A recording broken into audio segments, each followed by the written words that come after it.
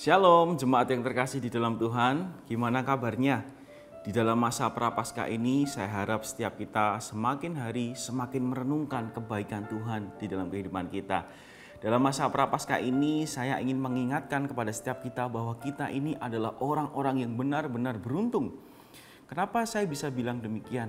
Saudara, kita harus ingat siapa kita sebelum kita mengenal Tuhan Yesus. Saudara, kita adalah manusia yang telah jatuh di dalam dosa. Semenjak Adam dan Hawa berbuat hal yang tidak dikenan Tuhan, dari situlah manusia jatuh ke dalam dosa. Di dalam Roma pasal yang kelima, ayatnya yang ke-12 dikatakan demikian.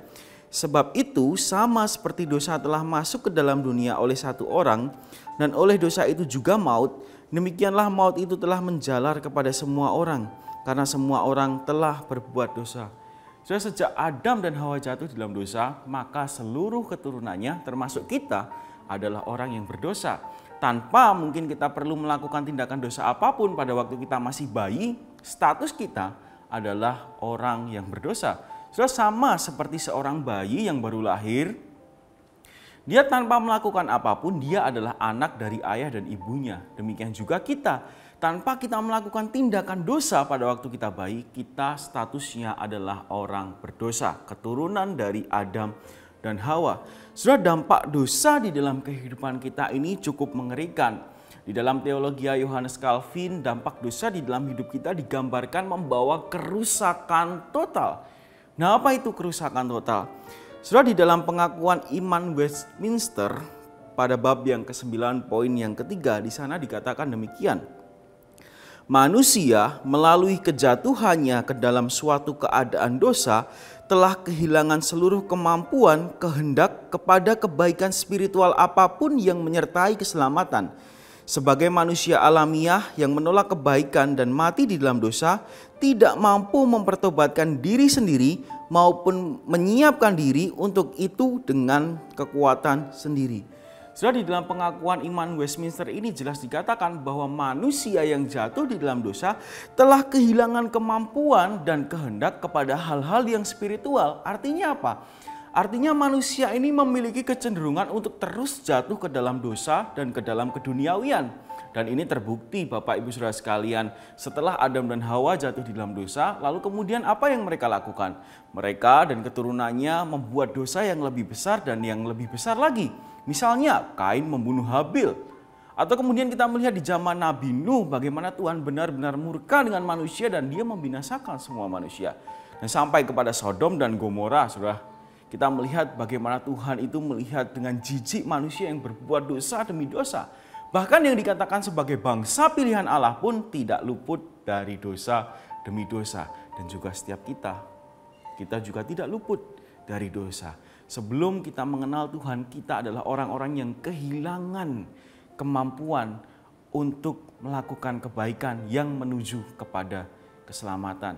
Atau dengan kata lain, segala kebaikan yang kita lakukan, segala usaha yang kita lakukan tidak bisa membawa kita kepada keselamatan.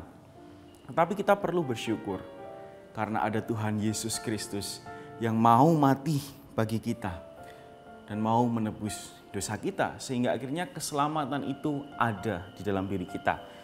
Tetapi yang perlu menjadi catatan setiap kita dan perlu kita tanamkan benar-benar di dalam hati adalah keselamatan itu adalah sepenuhnya pemberian Allah. Tidak ada sedikit pun usaha manusia yang menyertainya. Hal ini dikatakan di dalam Efesus 2 ayat 8 dan 9. Di sana dikatakan demikian. Sebab karena kasih karunia kamu diselamatkan oleh iman. Itu bukan hasil usahamu, tetapi pemberian Allah. Itu bukan hasil pekerjaanmu. Jangan ada orang yang memegahkan diri. Artinya, segala perbuatan kita tidak mempengaruhi keselamatan. Keselamatan itu diberikan secara cuma-cuma oleh Tuhan kepada setiap kita. Kita perlu bersyukur di masa Prapaskah ini akan hal itu. Lalu pertanyaan yang kemudian muncul adalah begini, sebagai orang yang diselamatkan, apakah kita masih perlu berbuat baik? Kalau masih perlu, kita berbuat baik untuk apa? Jawabannya adalah jelas, meskipun kita sudah memperoleh anugerah Tuhan, kita masih harus terus berbuat kebaikan demi kebaikan yang lain.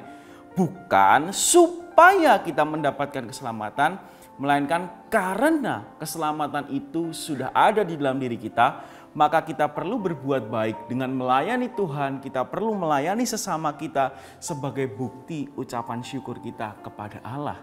Bukan supaya kita mendapatkan keselamatan sekali lagi, tidak. Tetapi karena kita sudah mendapatkan keselamatan.